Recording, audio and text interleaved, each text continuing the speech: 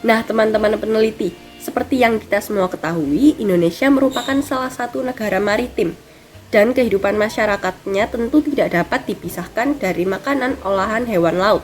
Salah satunya udang, yang cukup digemari karena rasanya manis, gurih, dan juga tinggi protein. Namun ternyata bagian dari udang yang tinggi protein tidak hanya di bagian dagingnya saja, tetapi juga bagian kulit yang sayangnya sering dibuang atau tidak dimanfaatkan lebih lanjut. Padahal seharusnya jika dimanfaatkan lebih lanjut, kulit udang dapat menjadi sumber bahan makanan yang tinggi protein. Kemudian mengingat dari kegemaran lain masyarakat Indonesia yaitu mengonsumsi mie instan dengan berbagai variasi rasa yang justru saat ini menimbulkan berbagai dampak buruk seperti penyakit kardiovaskular, lalu obesitas, gangguan metabolik dan kekurangan gizi. Maka peneliti ingin mengeksplorasi lebih lanjut tentang pemanfaatan kulit udang sebagai sumber protein dengan menjadikannya sebagai bumbu pelengkap dalam pembuatan adonan mie tinggi protein. Penelitian ini dilakukan di SMA Santo Carolus Surabaya pada tanggal 18 sampai 19 Agustus 2025. Berikut adalah alat dan bahan yang digunakan dalam penelitian ini.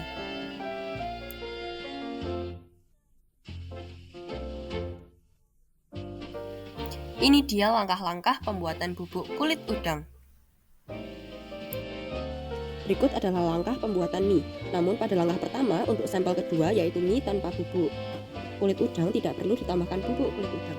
Pada penelitian ini terdapat 2 sampel sebagai berikut. Penelitian ini akan melalui 2 tahapan.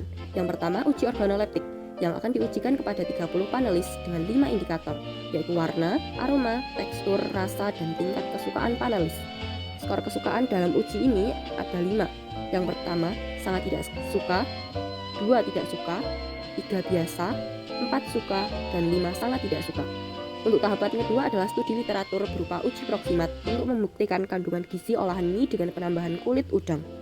Teman-teman peneliti, setelah melakukan uji organoleptik terhadap 30 panelis, diperoleh hasil sebagai berikut. Apabila kita membandingkan skor antara sampel A, di mana sampel A ini adalah sampel tanpa kulit udang, dibandingkan dengan sampel B, di mana sampel B ini adalah sampel dengan kulit udang, keduanya tidak memberikan perbedaan skor yang signifikan. Hal ini membuktikan bahwa penambahan kulit udang tidak memengaruhi aspek sensoris sehingga daya terima konsumen terhadap produk ini cenderung sama dibandingkan yang biasa.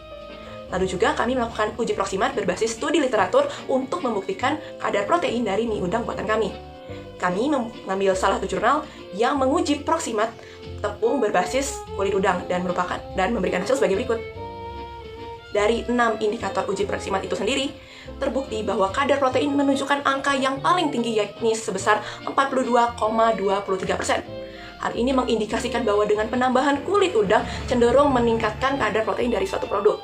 Apabila kami kaitkan dengan penelitian kami, maka dapat disimpulkan bahwa dengan penambahan kulit udang ini akan meningkatkan kadar protein dari mie ini sendiri. Setelah kami melakukan serangkaian penelitian ini, maka dapat disimpulkan bahwa penambahan kulit udang dalam pembuatan mie tidak memengaruhi parameter sensori sehingga daya terima konsumen cenderung sama.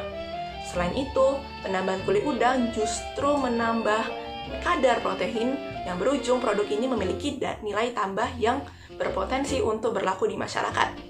Selain itu, pengolahan kulit udang sebagai bumbu pelengkap dalam mie juga mendukung konsep ekonomi sirkular di mana di sini kami memanfaatkan limbah yang sebelumnya tidak terpakai menjadi suatu produk yang bernilai tambah.